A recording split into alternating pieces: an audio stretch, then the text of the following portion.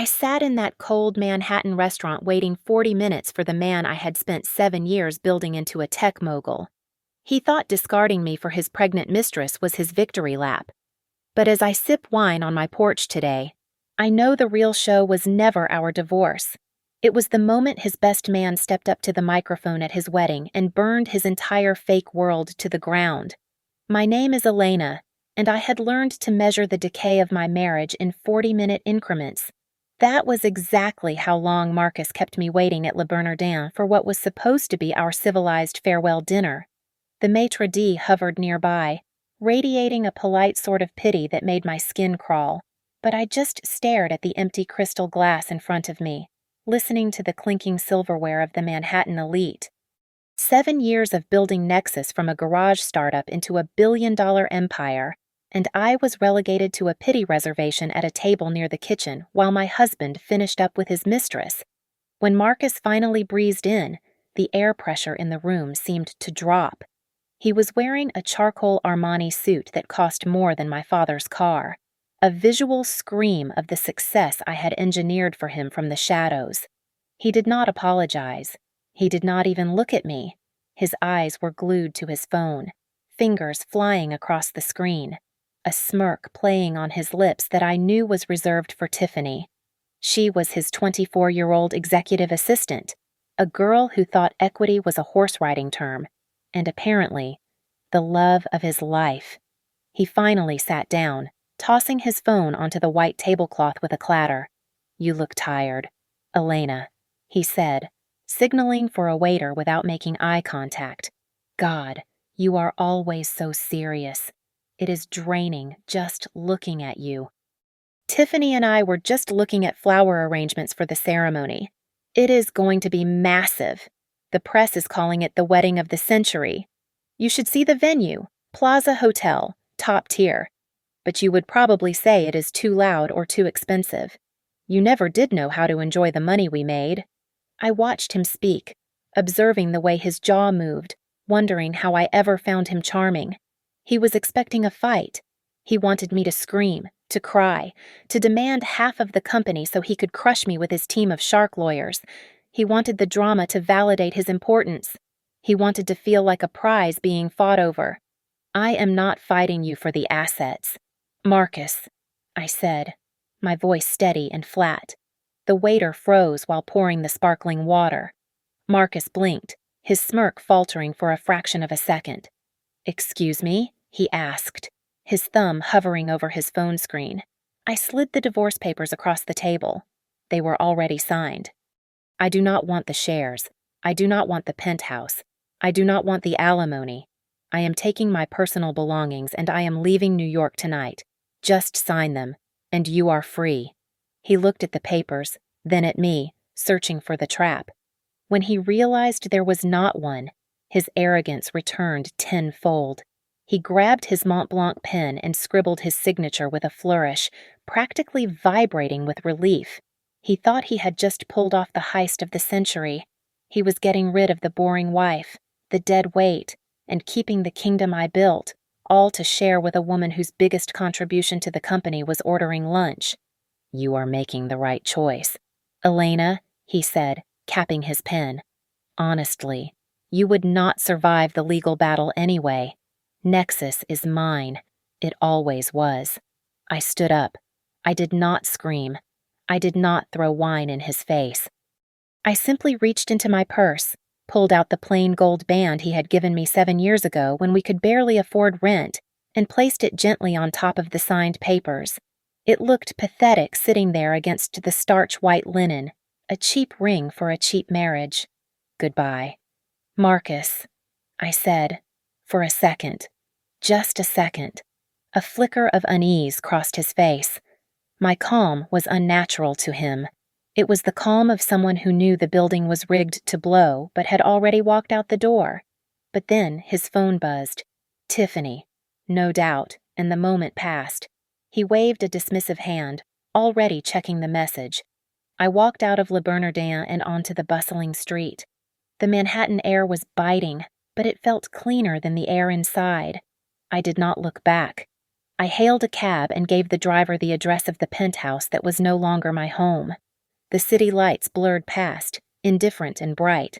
When I arrived, I did not turn on the lights. I just pulled out my suitcases and began to pack, stripping the shelves of the few things that actually mattered, leaving the hollow shell of a luxury life behind for him and his mistress to rot in. The cardboard boxes lined the hallway of the penthouse like silent sentinels. I was not merely packing, I was performing an autopsy on the last 7 years of my life. I moved with a surgical precision that surprised even me, sorting my existence into 2 distinct piles. The first pile was destined for charity or the trash. It contained the things Marcus had bought for the version of me he wanted to display, the stifling designer dresses that made it hard to breathe, the jewelry that was too heavy to wear comfortably, and the photographs where my smile never quite reached my eyes. The second pile was much smaller. It held the things that were undeniably mine. At the bottom of the walk-in closet, buried under a stack of silk scarves I never wore, I found a dusty drafting tube. I popped the cap and slid out the rolled sheets of vellum. They were blueprints for a modern library I had designed right after graduation, before Marcus, before Nexus, before I became the invisible backbone of a tech giant. My fingers traced the white lines against the blue background. I had been a promising architect once, a woman who understood load-bearing walls and structural integrity. I had taken that genius and poured it into Marcus's company, buttressing his fragile ego and designing his business strategy while my own dreams gathered dust in the dark. Seeing those drawings did not make me sad. It woke me up. My phone vibrated against the hardwood floor. It was Harper.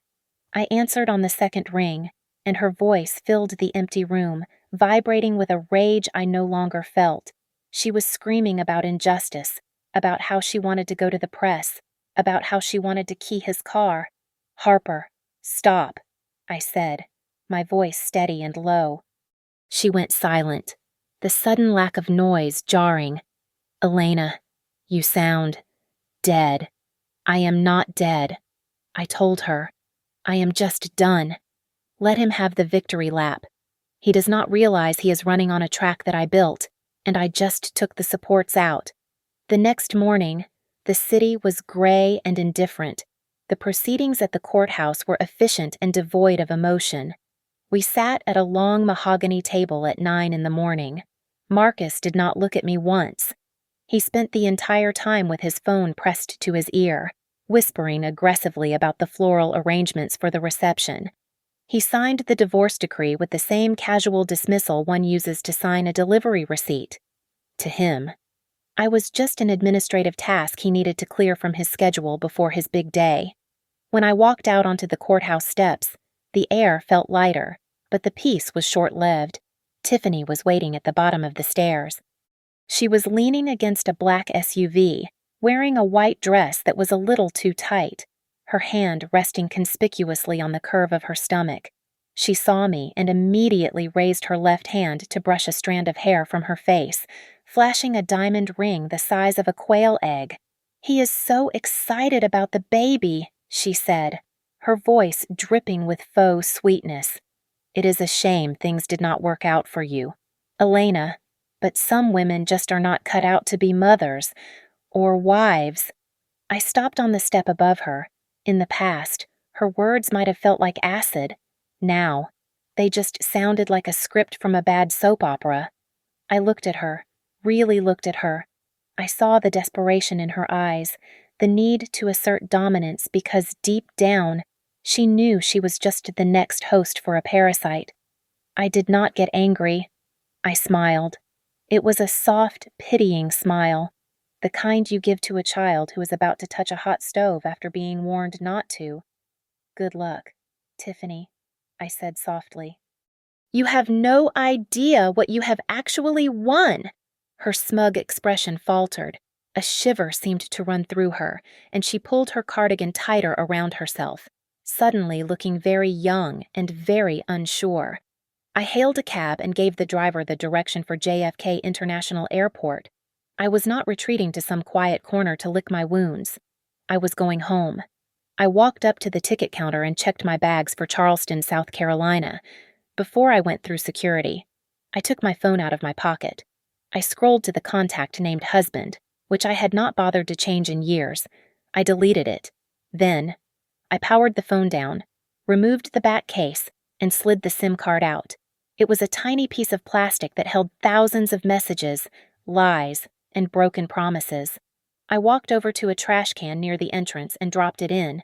It made no sound when it hit the bottom. I turned my back on New York and walked toward the security checkpoint, finally breathing on my own. The humidity of Charleston hit me the moment I stepped onto the tarmac, but for the first time in years, it felt like an embrace rather than a suffocation. I took a cab straight from the airport to the outskirts of the city, down a road canopying with live oaks that draped Spanish moss like old lace. When the taxi crunched onto the gravel driveway, the driver whistled low, but I just stared.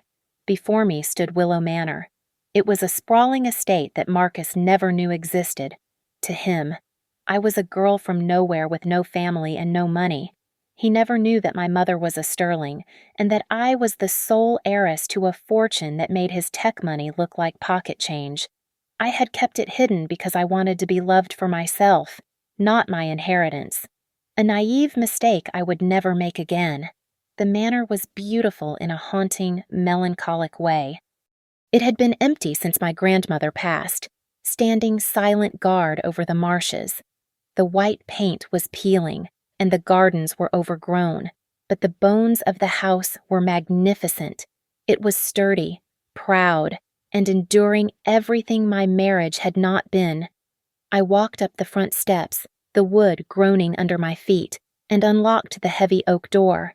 Inside, the air was still and dusty, smelling of old books and cedar. I did not feel lonely. I felt like I had finally returned to myself. I wasted no time wallowing. The very next day, I hired a local renovation crew. I introduced myself simply as Elena, a new resident looking to restore the old place. I paid them in cash, up front. There was a profound satisfaction in watching the rot being stripped away. I worked alongside them, not as a supervisor, but as a laborer. I scraped layers of old varnish off the banisters and tore down moldy wallpaper. For 7 years, I had built a company for a man who saw me as an accessory. Now, I was building a sanctuary for myself. The restoration of the house mirrored the restoration of my spirit. The fresh air of the Low Country filled my lungs, clearing out the smog of Manhattan and the toxicity of Marcus's insults. I set up a studio in the sunroom overlooking the overgrown garden. I started sketching again. Not the cold, industrial glass boxes Marcus liked, but designs that respected history and nature. I spent my afternoons in the dirt, pulling weeds and planting camellias, feeling the sun on my back and the soil under my fingernails. I met my neighbors, people like Mrs. Higgins, who brought over a key lime pie just to say welcome. She did not care about stock prices or who was wearing what designer. She just wanted to know if I had enough sugar. It was a warmth I had forgotten existed. The community here did not care about status. They cared about character. It was through this network that I met the directors of Southern Arches, a prestigious architecture firm in town. They had seen my sketches when I was buying supplies at the local art store. They did not offer me a job because of who my husband was. They did not even know I was divorced. They offered me a lead position because they looked at my drawings and saw the talent I had suppressed for a decade. My life fell into a quiet, luxurious rhythm. I was drinking sweet tea on a porch that overlooked acres of land I owned outright, working on projects that fed my soul, surrounded by people who respected me. It was a peaceful, wealthy existence. I often thought about Marcus in those quiet moments, imagining him in the chaos of New York, likely screaming at an assistant. He thought he had cast me out into the wilderness. He had no idea he had actually sent me back to my throne. While I was busy stripping paint and breathing in the scent of magnolias, New York was imploding. Harper called me on a Tuesday evening, her voice buzzing with the kind of frantic energy that used to define my life. She told me that Marcus was not just spending money, he was hemorrhaging it. to maintain the illusion of a billionaire lifestyle for his new bride. He was taking out loans from people who did not work for banks. He was terrified that if the wedding at the plaza was anything less than spectacular, the world would see the cracks in his armor. The truth was that Nexus was sinking. It took exactly 3 months for the board to realize that I was the one who understood the market trends, not Marcus. Without my strategic oversight, contracts were drying up, and the stock value had dipped by 12% in just 8 weeks. But Marcus, in his infinite arrogance, refused to downsize. Instead, he funneled company funds into personal accounts to cover the deposits for Tiffany. And Tiffany was certainly doing her part to help him go bankrupt. She demanded a custom Vera Wang gown that cost more than a mid-sized sedan and insisted on a bachelorette party in Las Vegas that required a private jet. She was spending money like she was trying to win a contest, oblivious to the fact that the credit cards she was swiping were tied to an empty vault. I sat on my porch, listening to Harper recount the madness, and I just laughed. It was a dry, humorless sound. I knew Marcus better than anyone. He was burning the candle at both ends, terrified of being exposed as a fraud. But the real turning point happened without me. Julian, Marcus's best friend since college and his best man, stumbled upon the reality of the situation. Julian was the CFO of a different firm, a man who respected numbers more than feelings. When he went to Marcus's office to discuss the bachelor party, he saw an open ledger on the desk. It did not take a genius to read the red ink. He saw the unauthorized withdrawals and the looming debt that Marcus was hiding from everyone, especially Tiffany. That same night, Julian saw the second half of the disaster. He was at a high-end bar in Soho, nursing a scotch, when he spotted Tiffany in a booth in the back. She was not alone. She was draped over a silver-haired real estate mogul, laughing a little too loudly and touching his arm with a familiarity that had nothing to do with friendship. Julian watched her for an hour. He saw the calculation in her eyes. She was hedging her bets. She knew Marcus was struggling, and like a rat sensing water on a ship, she was looking for the next lifeboat. Julian tried to be a friend. He went to Marcus the next day and tried to have an intervention. He told him about the debt. He told him about Tiffany and the man at the bar, but Marcus did not listen. He was high on his own ego and the adrenaline of the upcoming wedding. He laughed in Julian's face. He told Julian that he was just jealous, that he was bitter because he had never landed a woman as beautiful as Tiffany or built a company as big as Nexus. That was the moment the friendship died. Julian looked at the man he had known for 20 years and saw nothing but a hollow shell. The concern in his heart curdled into absolute contempt. He realized that saving Marcus was impossible because Marcus did not want to be saved. He wanted to be worshipped. Julian decided then and there that he would not cover for him anymore. If Marcus wanted a spectacle at the plaza, Julian would give him one, but it would not be the fairy tale Marcus imagined. By the time the week of the wedding arrived, the New York tabloids were practically hyperventilating. They splashed photos of Marcus and Tiffany across every front page, calling them the power couple of the modern age. It was a circus of sycophancy that would have been hilarious if it were not so pathetic. I watched it all from my porch in Charleston with a detached amusement, like reading a history book about a war that had already been lost. Then came the invitation. It was a thick, cream-colored envelope that probably cost $50 just to print. Marcus had addressed it to me at the penthouse, a calculated insult designed to remind me of what I had lost. The mail forwarding service had slapped a yellow sticker over his handwriting and sent it south. I held the card in my hand, reading the looped calligraphy that invited me to witness the union of two soulmates at the Plaza Hotel. It was a final attempt to assert his dominance. I walked into the drawing room where a small fire was crackling in the grate and flicked the card into the flames. I watched the expensive paper curl and blacken, the gold ink melting into nothingness. Harper was less passive. She called me, breathless with excitement.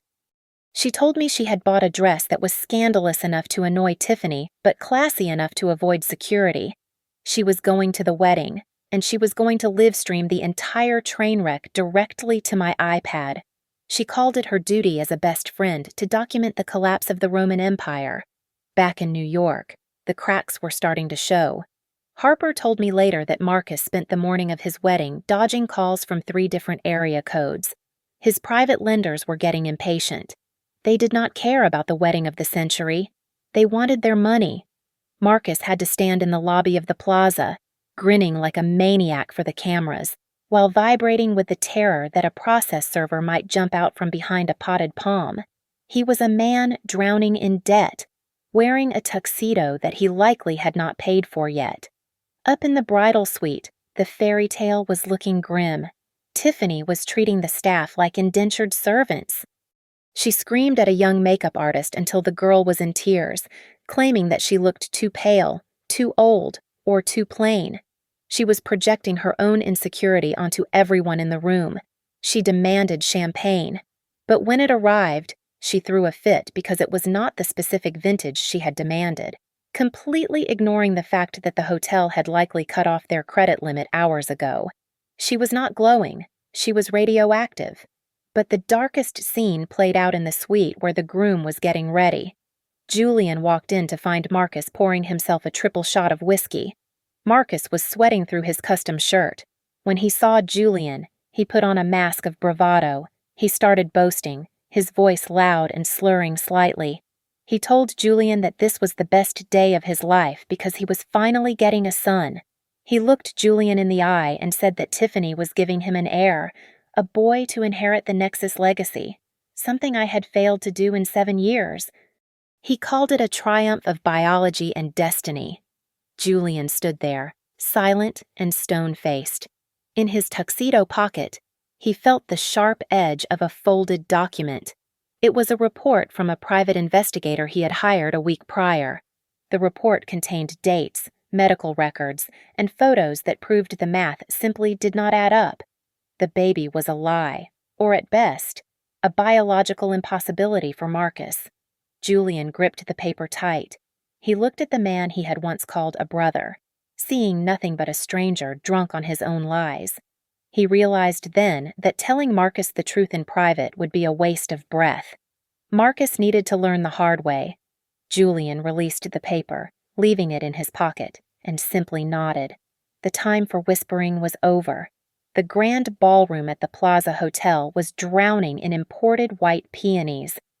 From what I could see on the high-definition screen of my iPad, it looked less like a wedding and more like a desperate attempt to suffocate the room with fragrance.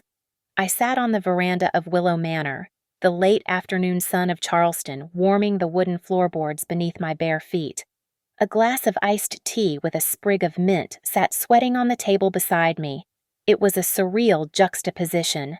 I was thousands of miles away, surrounded by the chirping of crickets and the scent of blooming jasmine, while peering into a digital window of pure, concentrated artifice.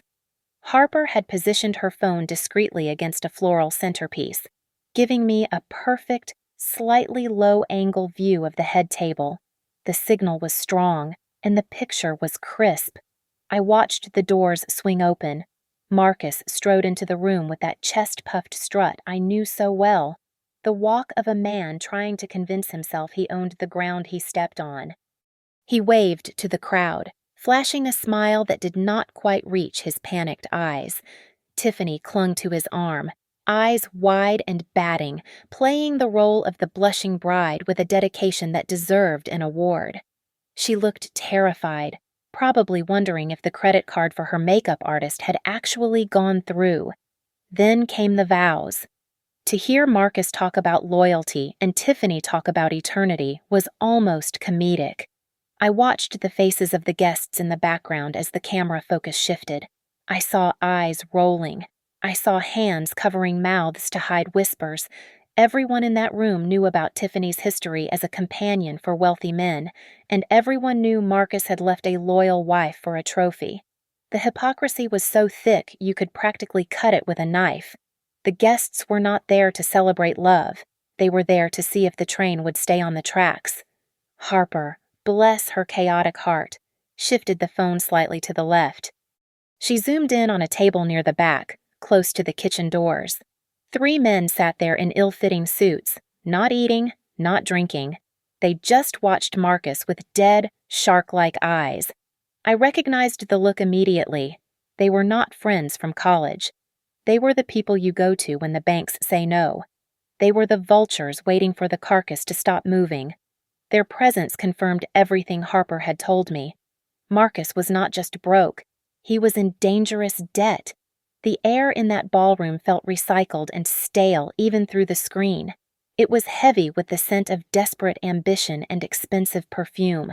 In contrast, the breeze drifting across my porch smelled of salt and damp earth. I took a sip of my tea, feeling a strange sense of calm. I was watching a demolition, and I was holding the detonator, even if Julian was the one who would actually push the button. The clinking of silverware against crystal glasses signaled the beginning of the speeches. The master of ceremonies, a man with a voice like melted butter, took the stage. He announced the best man with a flourish. Marcus beamed. He clapped louder than anyone, leaning back in his chair, ready to be bathed in adoration. He looked at Julian with an expression of total trust, expecting stories of their glory days, expecting to be painted as a titan of industry and a stallion of romance. Julian stood up. He buttoned his tuxedo jacket with a slow, deliberate movement. He walked up the steps to the stage, the spotlight following him. He did not look at the groom. He did not look at the bride. He took the microphone from the stand, his grip firm. The room went quiet, anticipating the usual jokes and sentimental drivel. But Julian just stood there for a long moment. He scanned the room, his eyes moving over the investors, the socialites, and finally resting on the vultures in the back.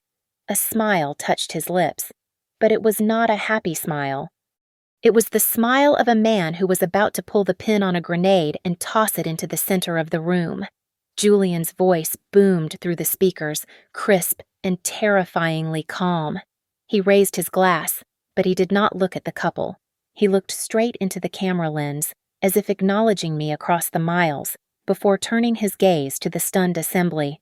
"We are here today not to celebrate love," Julian said, his voice dripping with a venom that was all the more potent for its quiet delivery, but to witness the unholy union of desperate ambition and absolute fraud. The silence that followed was instant and violent. It was as if the air had been physically sucked out of the Plaza Hotel. On my screen, I saw Marcus's smile vanish. It slid off his face like wet clay, replaced by a look of sheer bewilderment. Tiffany's eyes narrowed into slits, her hand gripping Marcus's arm so hard her knuckles turned white. She looked like a viper ready to strike, but Julian was already moving, pacing the stage like a predator who had trapped his prey. Julian did not pause. He continued, "Marcus has always been a man who demands the best. He had a wife, a brilliant woman who built his company from the ground up while he played the role of the genius CEO. But brilliance was too intimidating for him. He did not want an equal. He wanted a fan. So he traded a queen for a pet." He pointed a finger directly at Tiffany, his expression one of utter disgust. "He chose this." The insult hung in the air, heavy and suffocating. Julian took a breath and delivered the first killing blow. "Let us stop pretending. We all know Tiffany's modeling career was just a polite way of saying she was for sale to the highest bidder in the tri-state area, and that heir you are so proud of. Marcus, it is a lie. There is no baby. And if by some miracle there is, the math says it belongs to the real estate developer she was with in Vegas last week, not you." Before Marcus could even process the words, the massive LED screen behind the head table flickered. It shifted from a looping slideshow of their professionally retouched engagement photos to a series of grainy, high-contrast screenshots. Julian clicked a small remote in his hand. The first image was a photo of Tiffany leaving a clinic, but the timestamp was from 2 days ago. The next slide was a text message thread. It was Tiffany's name at the top, clear as day. The message read, "He bought the lie about the pregnancy. I need $10,000 for the fake ultrasound photos by tomorrow. Marcus shot up from his chair. His face was a mask of pure purple rage, the veins in his neck bulging against his collar. "Cut the mic," he screamed, waving frantically at the sound booth in the back. "Turn it off. Get him off the stage immediately." But the microphone stayed on. Julian's voice drowned out Marcus's screaming, amplified to fill every corner of the ballroom. "Do not bother. Marcus, I paid the sound engineer $5,000 cash an hour ago. He works for me tonight, and he is going to let me finish." Julian turned to the audience, his voice rising to a crescendo, hammering the final nail into the coffin. And here is the grand finale. The man standing there, the great tech mogul, has been bankrupt for 6 months. Nexus is a shell. This wedding, the flowers, the dress, the open bar. It is all paid for with loans from the sort of people who do not send late notices. They send guys with baseball bats. He gestured to the back of the room where the 3 thugs were standing. The camera panned slightly, catching the look of dawning realization on the faces of the investors. The murmurs started as a low hum and quickly turned into a roar. I watched as the CEO of a rival firm stood up, checked his watch, and walked out without a word. He was followed by 3 board members. They were fleeing a sinking ship, and Julian had just blown a massive hole in the hull. Marcus stood amidst the wreckage of his reputation, looking small, defeated, and utterly exposed. The ballroom descended into absolute bedlam. Tiffany, realizing her golden parachute had just been set on fire, let out a shriek that sounded more feral than human. She hiked up her heavy designer gown and charged toward Julian with her claws bared, intending to rake his face. But in her blind fury, she forgot about the train of her dress. Her heel caught in the layers of tulle, and she went down hard. As she hit the floor, the impact dislodged the secret she had been guarding so carefully. A silicone prosthetic belly, realistic and flesh-toned, popped out from under her bodice and slid across the polished dance floor like a hockey puck, coming to rest right at the feet of the horrified mother of the groom. For a split second, the silence was total. It was a vacuum of shock where 300 people stared at the piece of rubber that was supposed to be the heir to the Nexus fortune. Then, a low chuckle started from the back of the room, likely from one of the cynical investors, and it swelled into a roar of mocking laughter. It was a cruel, jagged sound that stripped away the last shred of dignity remaining in the room. Marcus stared at the prosthetic. His face went from red to a terrifying shade of ash gray. The realization hit him with the force of a physical blow. He had thrown away a loyal wife, a brilliant business partner, and his entire reputation for a piece of silicone. He looked down at Tiffany, who was scrambling to cover herself, and something inside him snapped. He did not help her up. Instead, he lunged at her. He grabbed her by the throat right there on the stage, screaming incoherently about betrayal and lies. The scene dissolved into a grotesque brawl. Tiffany fought back, scratching and biting, her fingernails tearing at his tuxedo. They crashed into the 5-tier wedding cake, sending it toppling over. White frosting and sponge cake exploded everywhere, mixing with the spilled red wine that was pooling on the floor like blood at a crime scene. The expensive crystal flutes shattered, and the smell of alcohol and sugar mixed with the scent of fear. The 3 men from the back of the room, the ones holding Marcus's debt, saw the chaos not as a tragedy, but as an opportunity. They stormed the stage, not to break up the fight, but to get to Marcus before the police did. They started shouting figures, demanding repayment, adding a layer of menacing reality to the domestic violence. Guests were screaming and scrambling over chairs to get to the exits. It was a stampede of tuxedos and evening gowns. I watched Marcus's parents in the front row. His mother put a hand to her chest and collapsed sideways in a dead faint, overwhelmed by the sheer magnitude of the disgrace.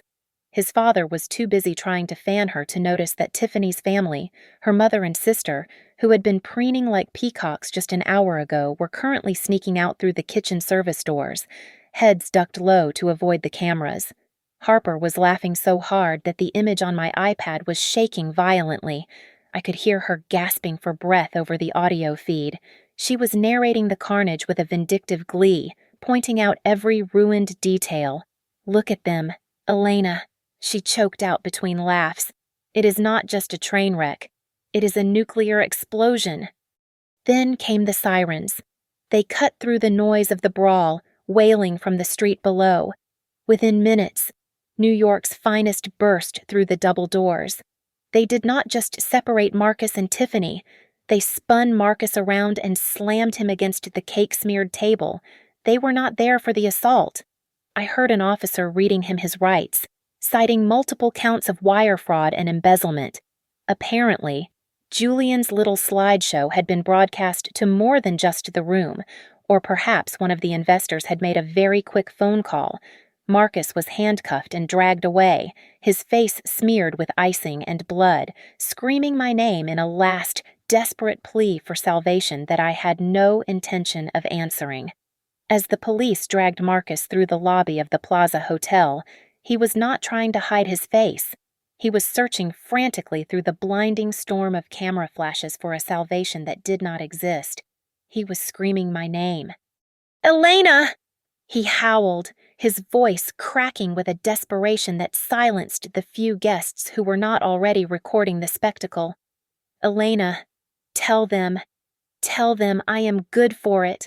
It was a pathetic, belated confession that he had always needed me, that I had been the shield protecting him from the reality of the world. But I was 1,000 miles away, and his pleas were nothing more than noise for the evening news.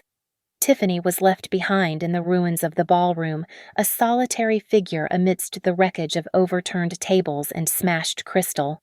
She sat on the floor, her expensive dress stained with wine and cake, sobbing into her hands. The guests, the very people she had tried so hard to impress, were now her tormentors. They circled her with their phones raised, capturing every smear of mascara and every heave of her shoulders. She had wanted to be the center of attention, and now she was, but as a jester rather than a queen. She looked up once, her eyes wild with panic, realizing that her social currency had depreciated to 0 in the span of 10 minutes. In the middle of this pandemonium, Julian was the picture of composure. He placed his half-empty glass of champagne on a waiter's tray as if he were simply leaving a boring cocktail party. He adjusted his cuffs, checked his reflection in a mirror, and walked out of the ballroom. He did not look back at his former best friend being stuffed into a squad car or the sobbing bride on the floor.